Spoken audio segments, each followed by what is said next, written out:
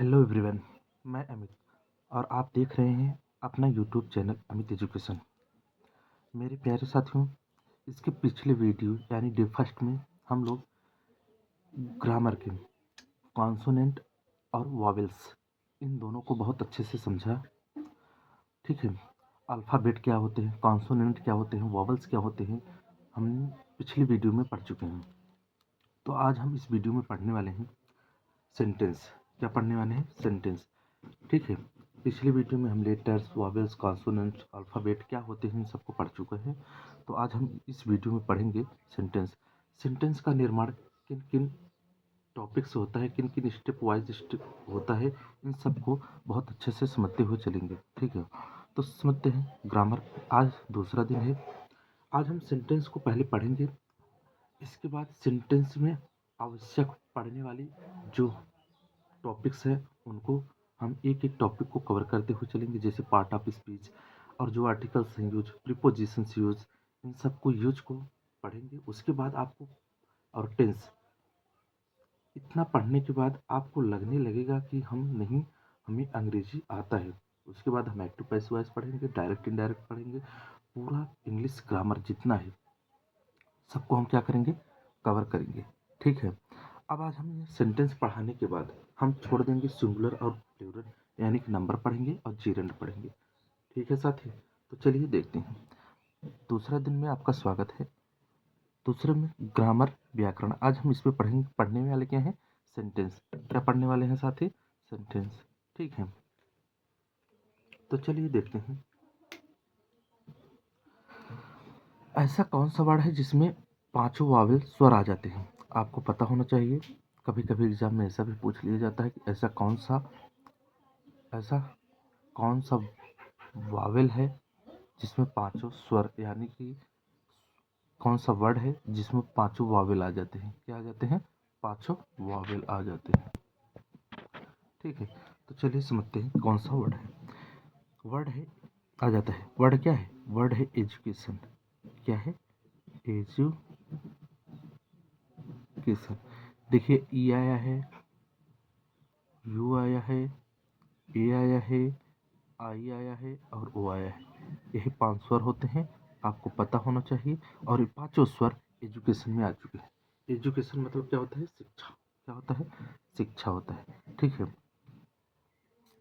तो चलिए नेक्स्ट देखते हैं।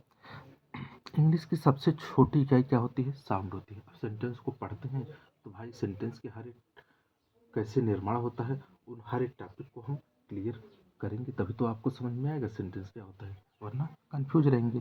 तो चलिए, इंग्लिश की सबसे छोटी इकाई क्या होती है? साउंड होती है, यानी कि आवाज़ होती है। जैसे आप कोई अक्षर बोलते हैं तो वही सबसे छोटी इकाई होती है, जिसका ए बी सी जैसे। ठीक है, साउंड में। तो चलिए देखते हैं। जैसे जैसे साउंड है ना, ए बी सी न क ख, ये सब क्या है? ये सब क्या है? साउंड है। क्या है? साउंड। और साउंड से किसका निर्माण होता है? लेटर। किसका निर्माण होता है? लेटर, यानी कि अक्षर का निर्माण होता है। किसका निर्माण होता है? अक्षर। अक्षर क्या होते हैं? जैसे ए। अक्षर क्या होते हैं? जैसे क ख ग घ, ये सब क्या है? अक्षर है। ठीक है, सी एच, के एच, ये सब क्या है? अक्षर है। किसका निर्माण हो रहा है? साउंड से। साउंड से अक्षर का निर्माण हो रहा है। और उन अक्षर से अक्षरों का निर्माण होता है, जैसे ए बी सी डी। उन अक्षर से किसका निर्माण होता है? अक्षरों का निर्माण होता है, यानी ए बी सी डी का निर्माण होता है। ठीक है, जब अक्षर मिलकर सुव्यवस्थित ढंग से जब अक्षर मिलते हैं तो क्या बनाते हैं? एक शब्दों का समूह बनाते हैं। क्या बनाते हैं? शब्दों का समूह बनाते हैं।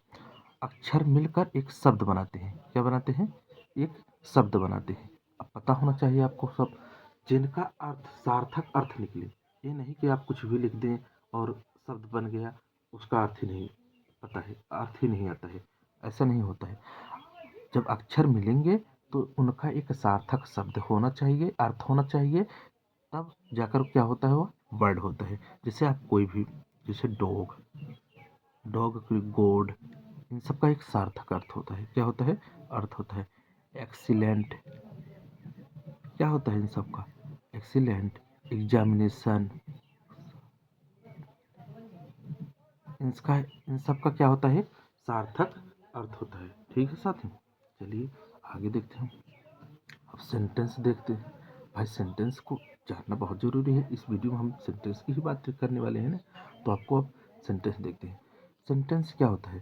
शब्दों का ऐसा समूह जिनका कोई मीनिंग अर्थ निकलता हो, जिनका कोई मीनिंग हो या क्या हो, अर्थ निकलता हो, क्या कहलाता है? सेंटेंस। जिनका कोई मीनिंग हो या अर्थ निकलता हो, क्या कहलाता है? सेंटेंस। अभी हम वर्ड्स को पढ़ चुके हैं, ठीक है। वर्ड्स को एक बार देख लेते हैं वरना आपको कंफ्यूजन ही रहेगी। वर्ड, यहाँ वर्ड है, वर्ड को एक बार देख लें।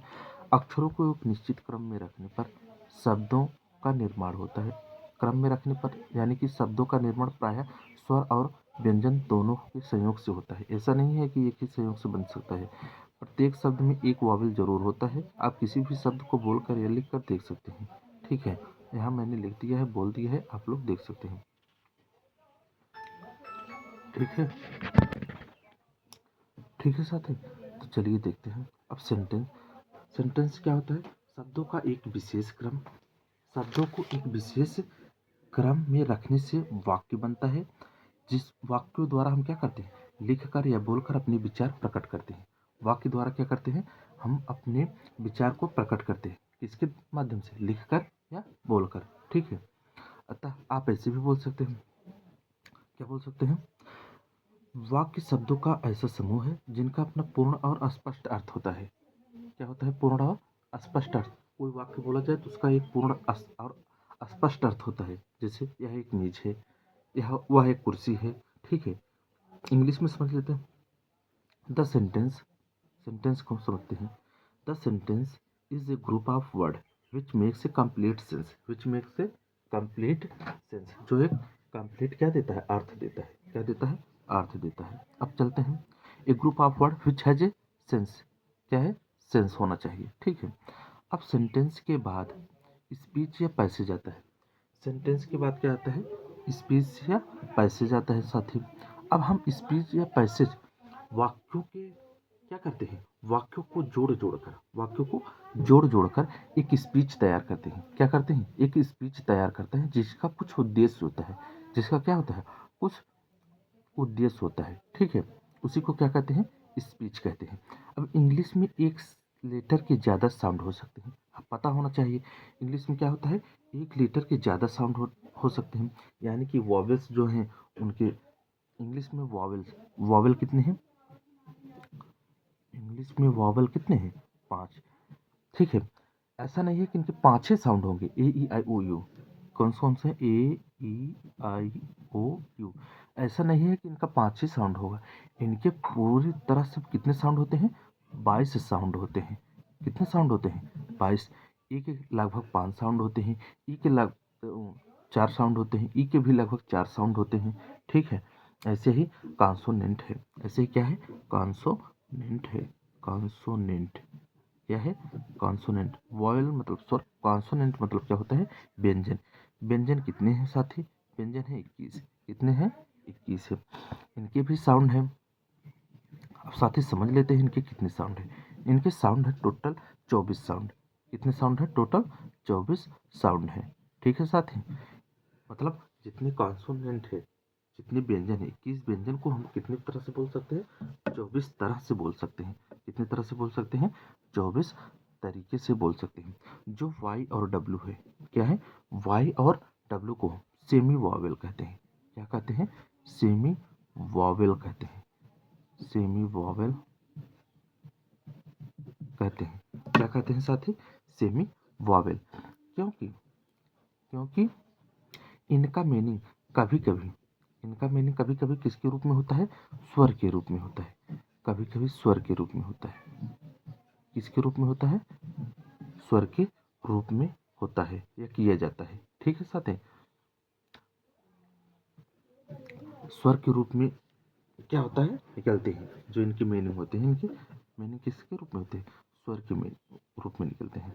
ठीक है, अब सेंटेंस, अंग्रेजी बोलने के लिए सेंटेंस की ज़रूरत होती है। अब आपके मन में क्वेश्चन आता होगा, सर अंग्रेजी तो नहीं आती है, बोला कैसे जाता है? तो अंग्रेजी बोलने के लिए क्या किसकी ज़रूरत पड़ती है? सेंटेंस की। किसकी ज़रूरत पड़ती है? सेंटेंस की ज़रूरत पड़ती है। ठीक है साथी, सेंटेंस। अब सेंटेंस बोलने के लिए आगे देखते हैं। अंग्रेजी बोलने के लिए किसकी जरूरत पड़ती है? सेंटेंस। शब्दों का ऐसा समूह जिसका अपना पूर्ण और स्पष्ट अर्थ होता है, अभी हम लोग पढ़ चुके हैं। ठीक है, जैसे मान लेते हैं हम लिखते हैं, जैसे हम लिखते हैं आई, क्या लिखते हैं? आई गो टू स्कूल, यानी कि मैं स्कूल जाता हूँ। इसका एक अर्थ स्पष्ट हो गया। क्या करता है वह? स्कूल जाता है। क्या करता है वह? स्कूल जाता है। आपको पता होना चाहिए। अब किसी वाक्य, किसी सेंटेंस को पढ़ने के लिए कुछ चीज़ों से किसी सेंटेंस का निर्माण होता है और कुछ चीज़ों को आपको जानना जरूरी है। जैसे सब्जेक्ट क्या है, कोई वाक्य बोला जाता है, सब्जेक्ट क्या है, वर्ब क्या है, ऑब्जेक्ट क्या है, प्रोनाउंस क्या है, नाउन्स क्या है, इन सब को समझे बिना आप सेंटेंस नहीं समझ सकते। ठीक है, तो मैं एक छोटे से वीडियो में नाउन्स यानी कि पार्ट ऑफ स्पीच जो होते हैं उनको वीडियो लाऊंगा, आप लोग उसे जरूर देखिएगा ताकि आपको समझ में आए नाउन क्या होता है, वर्ब क्या होता है, एडवर्ब क्या होता है। ठीक है साथी, और सेंटेंस, किसी भी सेंटेंस को बोलने, पढ़ने, लिखने के लिए आपको वर्ब्स की जरूरत पड़ेगी। किसकी जरूरत पड़ेगी? वर्ब्स की जरूरत पड़ेगी। तो आप कम से कम 400-500 वर्ड्स याद करेंगे, आपको अंग्रेजी बोलना एकदम अच्छे से आ जाएगा, समझना अच्छे से आ जाएगा। ठीक है, आप समझते हैं। यहाँ जो आई है, जो आई है वो क्या है? जो आई है वो सब्जेक्ट है। क्या है? सब्जेक्ट। गो क्या है? वर्ब है। गो क्या है? वर्ब है। और ऑब्जेक्ट, ये जो स्कूल है क्या है? ऑब्जेक्ट है। स्कूल है क्या है? ऑब्जेक्ट है। ठीक है, स्कूल ऑब्जेक्ट है। अब साथ ही आपको ध्यान देना पड़ेगा, ये जो सब्जेक्ट है, ये जो सब्जेक्ट है, इसे हम दो भागों में डिवाइड करते हैं। कितने भागों में डिवाइड करते हैं? दो। एक होता है सिंगुलर। क्या होता है? सब्जेक्ट को हम दो भागों में डिवाइड करते हैं। एक होता है सिंगुलर और एक होता है प्लूरल। प्लूरल क्या होता है? सिंगुलर और प्लूरल। अब सिंगुलर में कुछ शब्द आते हैं। सिंगुलर मतलब होता है एक वचन। सिंगुलर मतलब क्या होता है? एक वचन। एक वचन। और प्लूरल में होता है बहुवचन। क्या होता है? बहुवचन। क्या होता है? सिंगुलर मतलब एक वचन, प्लूरल मतलब बहुवचन। जैसे समझते हैं एक वचन कौन कौन से कुछ वर्ड्स होंगे जो एक वचन होंगे। जैसे ही हो गया, सी हो गया और ईट हो गया। क्या हो गया? ईट हो गया। या नाम हो गया, अकेला नाम। क्या हो जाएगा? अकेला नाम। और बहुवचन में क्या क्या आते हैं साथी? बहुवचन में आते हैं, बहुवचन में क्या आएगा? आई हो गया, आई। वी हो गया, वी हो गया। दे हो गया, दे हो गया। यू हो गया। और साथ में दो नाम आ जाए, यानी कि बोथ नाम। बोथ नाम। एक सेंटेंस में दो नाम और करके आ गए तो वो क्या हो जाएंगे? बहुवचन में यूज होते हैं। ठीक है, ही का मतलब होता है वाह। ये किसके लिए यूज होता है? यह लड़का के लिए यूज होता है। किसके लिए? लड़का। और सी मतलब वह होती है। यह किसके लिए यूज होती है? एक लड़की के लिए यूज होता है। ठीक है, इट मतलब यह होता है या वह होता है। ठीक है, निर्जीव वस्तु के लिए हम क्या लगाएंगे? इट लगाएंगे। निर्जीव वस्तुओं के लिए नहीं लगाएंगे।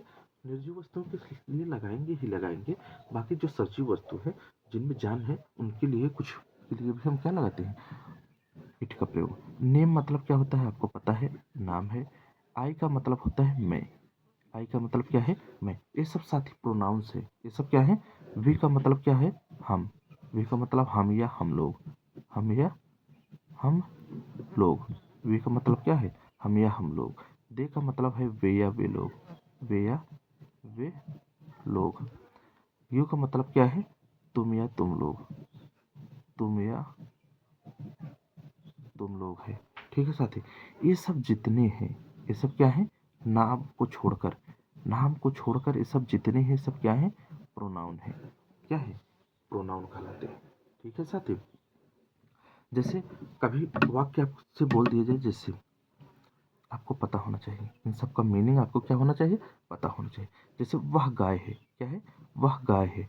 तो बहुत लोग बोलते हैं सी गाय, अरे गाय क्या है, गाय एक लड़की के रूप में है, यानी कि लेडीज के रूप में है। तो सी इज काऊ, क्या बोलते हैं, सी इज काऊ। यह सही वाक्य है? नहीं, यह सही वाक्य नहीं है।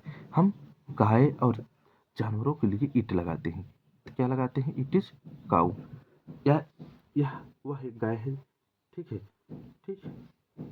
दिस आपको समझ में आ गया होगा। देखते हैं अब हम कुछ वाक्यों को प्रैक्टिस करते हैं, उसके बाद साथ ही आगे बढ़ते हैं। डेली यूज में कुछ वर्ड होते हैं जिन्हें अंग्रेजी आपको पता होना चाहिए। जैसे कुछ तो बोलो, सम, स्पीक समथिंग, क्या हो जाएगा, स्पीक समथिंग, क्या हो जाएगा, स्पीक समथिंग। अंग्रेजी बोलो, अंग्रेजी बोलो, स्पीक इंग्लिश, क्या हो जाएगा, स्पीक इंग्लिश। पत्र लिखो, राइट ए लेटर, एक पत्र लिखो, राइट ए लेटर, क्या हो जाएगा, राइट ए लेटर। कृपया, आप प्लीज भी लगा सकते हैं या काइंडली भी लगा सकते हैं, आप दोनों लगा सकते हैं, ठीक है साथी। जरा कृपया मदद करें, प्लीज हेल्प, प्लीज हेल्प। जरा सुनो, जस्ट लिसन, जस्ट लिसन। अपना ख्याल रखना, टेक केयर, टेक केयर। माफ करें, सॉरी, सॉरी बोलते हैं हम ना किसी को, माफ। स्वागत है, वेलकम। आपको इन सब को पता होना चाहिए क्या होता है। स्वागत है, वेलकम, वेलकम क्या है। क्षमा करें, एक्सक्यूज मी, एक्सक्यूज मी। यहाँ रुको, स्टॉप हियर, स्टॉप हियर। कपड़े धो लो, वॉश क्लॉथ, वॉश क्लॉथ। इंतजार, वेट। जल्दी करो, हरी अप, क्या करो, हरी अप, भाई जल्दी करो, हरी अप करो, हरी अप, ठीक है साथी। चलिए आगे देखते हैं। अब साथी है कुछ प्रोनाउन है, अभी जो हम पढ़े हैं वो सब क्या थे, प्रोनाउन थे।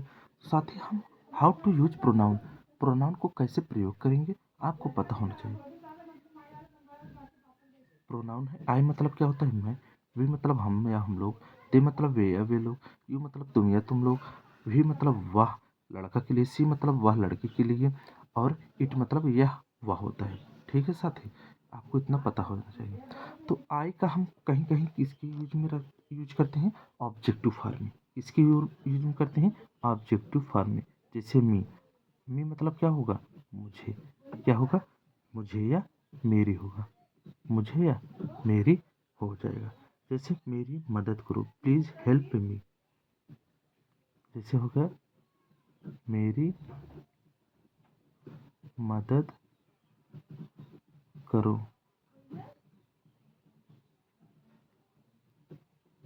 प्लीज हेल्प मी हो जाएगा, क्या हो जाएगा, प्लीज हेल्प मी। तो इसका एडजेक्टिव फॉर्म में होता है माई, एडजेक्टिव फॉर्म में क्या होता है, माई, मेरा, मेरी, ये सब क्या है, इसका एडजेक्टिव फॉर्म है, ठीक है साथी। My friend, my college, my friends, my student, ठीक है, ये सब क्या हो जाएगा, माई फ्रेंड्स, मेरे दोस्त, मेरे क्लास, मेरी कक्षा, मेरे बच्चे। और इसका पैसिव केस में हो जाता है माइन, क्या हो जाता है साथी, माइन, यानी कि केवल मेरा, क्या हो जाता है, केवल मेरा हो जाता है, ठीक है साथी।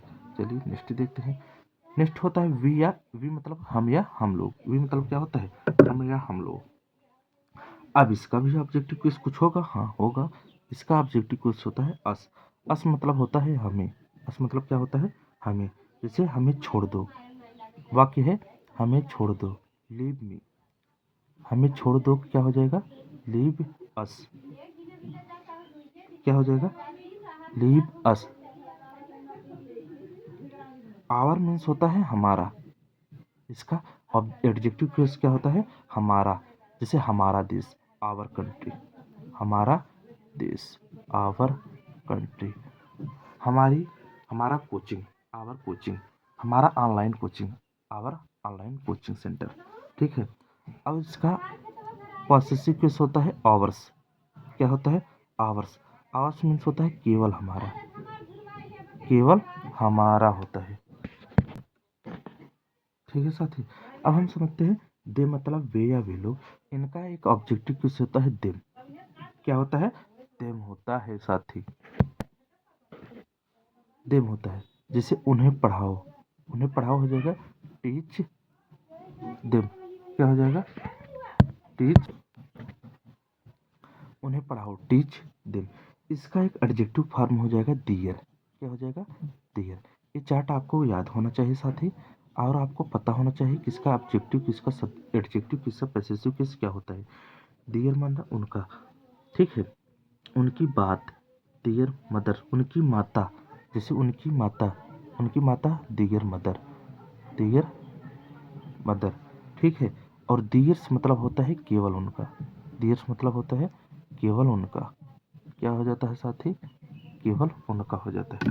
ठीक है। अब समझते हैं नेक्स्ट, यू का यू ही रहता है, आपको पता होना चाहिए। यू चेंज नहीं होता है, यू का यू यहाँ हो जाता है योर ऑब्जेक्टिव में। यू मतलब यहाँ भी तुम हो जा, क्या हो जाएगा, तुम। योर का योर होता है, यहाँ योर्स हो जाएगा। क्या हो जाएगा, यहाँ योर मतलब होता है तुम्हारा। क्या हो जाएगा, तुम्हारी पेन, तुम्हारा घर, तुम्हारा, योर हाउस, योर हाउस, तुम्हारा घर। योर्स मतलब हो तुम्हारा, केवल तुम्हारा। क्या हो जाता है, केवल तुम्हारा। ठीक है साथी, केवल तुम्हारा। ही का होता है हिम, ही का क्या होता है, ही का होता है him.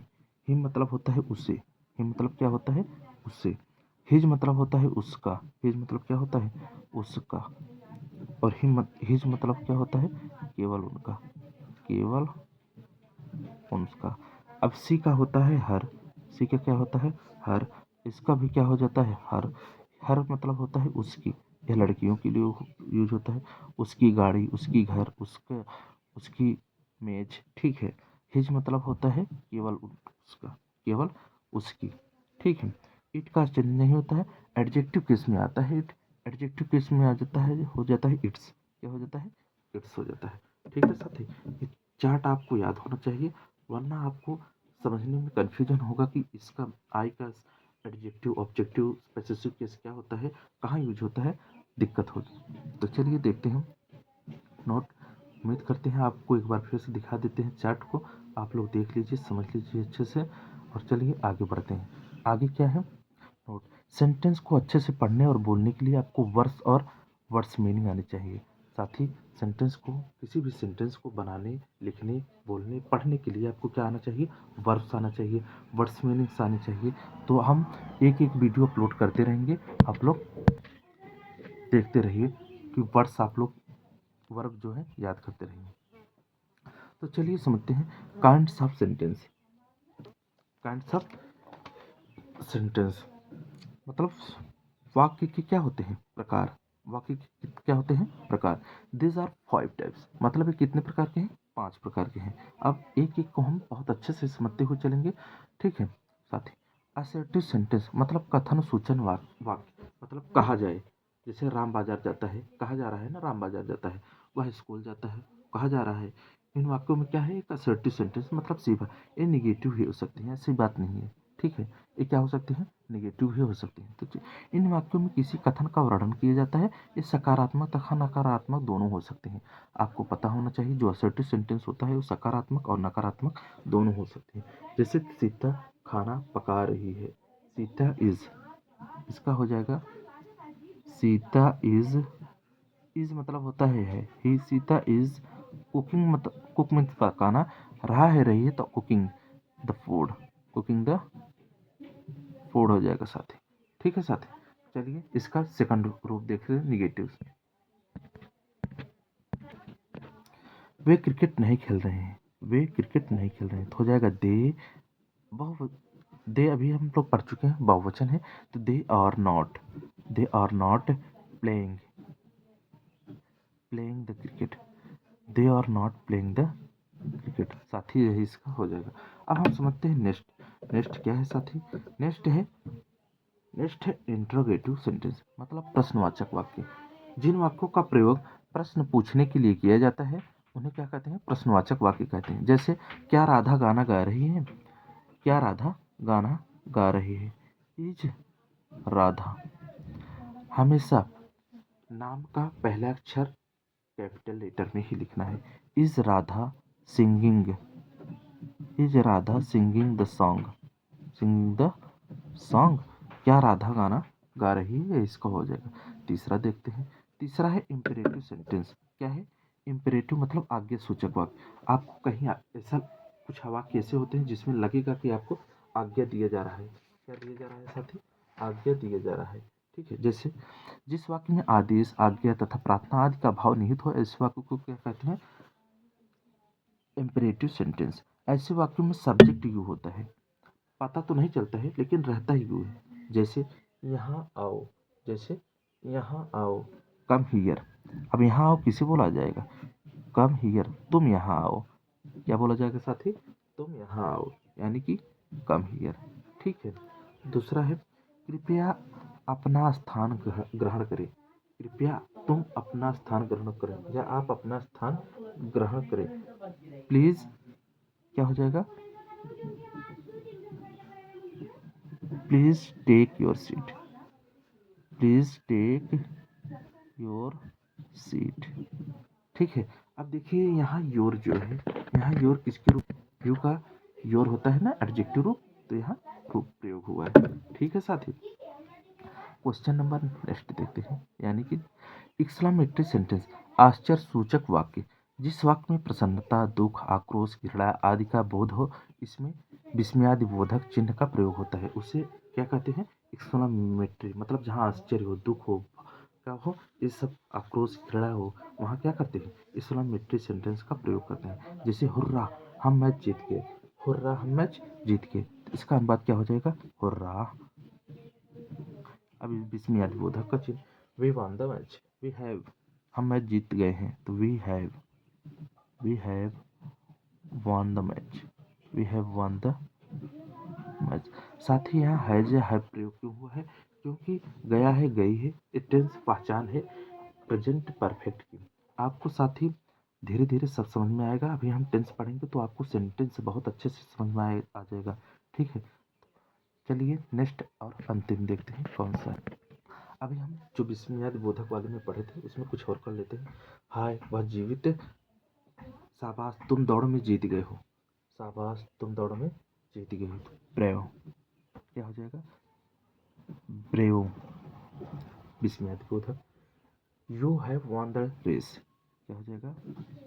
You have won the race, आप रेस जीत चुके हैं। हाय वह जीवित नहीं है, अल्लाह, मतलब दुख प्रकट हो रहा है, अल्लाह। ही क्या हो जाएगा? He is no more, he is no more.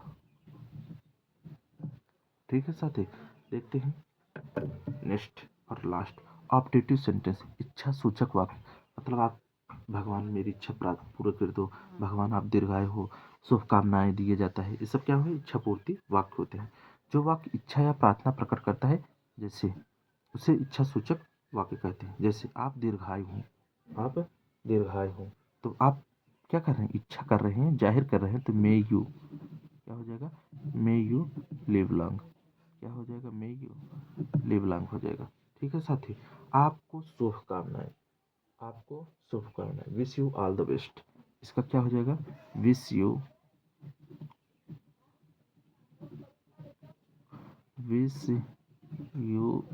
All the best, wish you all the best, आपको बहुत बहुत शुभकामनाएं। आपकी सफलता पर हार्दिक बधाई हो, आपकी सफलता पर हार्दिक बधाई हो। हार्टिएस्ट, SEARTIEST, हार्टिएस्ट कंग्रेचुलेशन, दिल से बधाई हो, CONG, heartiest congratulation on your success, on your success, on your success. ठीक है साथी, एक वाक्य हम लिख रहे हैं, आप उसका कमेंट जरूर करिए। अच्छाई का सदैव फल मिलता है, अच्छाई का सदैव फल मिलता है। ठीक है साथी, उम्मीद करते हैं आपको सेंटेंस बहुत अच्छे से समझ में आया होगा। साथी, आपको सेंटेंस और अच्छे से समझने के लिए हम अब धीरे धीरे ग्रामर की पोर्शन को कवर करेंगे। उसके बाद आपको सेंटेंस बनाना, बोलना, पढ़ना, लिखना सब बहुत अच्छे से आ जाएगा। तो अगले वीडियो में हम नंबर और जेंडर को क्लियर करेंगे, उसके बाद पार्ट ऑफ स्पीच को क्लियर करेंगे। ऐसे ऐसे हर एक टॉपिक को क्लियर करते हुए ग्रामर के इंग्लिश को चलेंगे। कक्षा 9, 10, 8 आप जिस क्लास में भी हैं, आपके लिए वीडियो बहुत ही इम्पोर्टेंट होने वाले हैं। सभी वीडियो, अगर आप इंग्लिश की ग्रामर पढ़ते हैं, इंग्लिश लिए हैं, अपने सिलेबस में आपकी इंग्लिश है, तो आपके लिए वीडियो बहुत ही इम्पोर्टेंट है। नहीं है फिर भी इम्पोर्टेंट है। इंग्लिश बोलना, सीखना, जानना बहुत ज़रूरी है आज के युग में। ठीक है साथी, तो मिलेंगे अगले वीडियो में। अगली वीडियो क्या पढ़ने वाले हैं साथी? Number and gender. ठीक है साथी, तो आज हम इतना ही रखते हैं। अगर आप वीडियो में नए हैं साथी, तो चैनल को सब्सक्राइब करना ना भूलो और बेल आइकन प्रेस करना ना भूलें। मिलेंगे